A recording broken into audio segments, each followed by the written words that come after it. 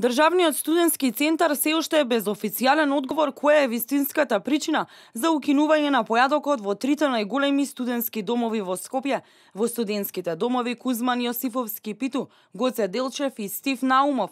Од сега наместо 3 оброци кои им следуваат по истата цена која ја плаќале и досега, студентите ќе добиваат само 2 оброка. Останува нејасно за идните академски граѓани кои решиле да ги користат услугите на студентските домови, дали на некој друг начин ќе им се надоместува укинатиот појадок или ќе треба да го плаќаат од сопствениот џеб.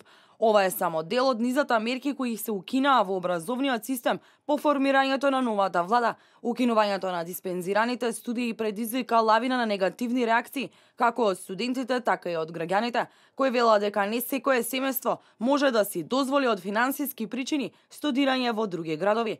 Покрај тоа што студентите од оваа година не можат да се запишат на овие студии на најстариот универзитет во Македонија, од Министерството за образование и наука соопштија дека одредени диспензирани студии на другите универзитети ќе бидат редуцирани. Поред мене мислам дека е тоа негативна работа, бидејќи мислам дека средношколците кои што се запишуваат на факултетите, значи ќе изгубат многу со тоа.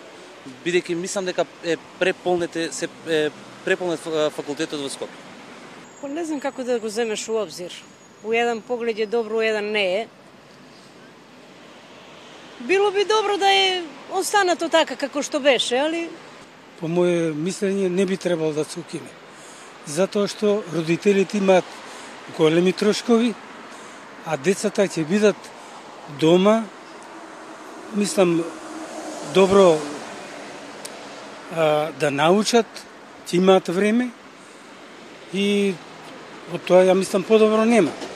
Новата влада го стопираше и проектот 3035, кој обезбедуваше финансиски поволности при студирање на повозрасните граѓани, а се укинаа и вредносните ваучери за купување на компјутери, откако пратениците на СДСМ и Комисијата за финансирање на буџет гласаа против законот за вредности ваучери.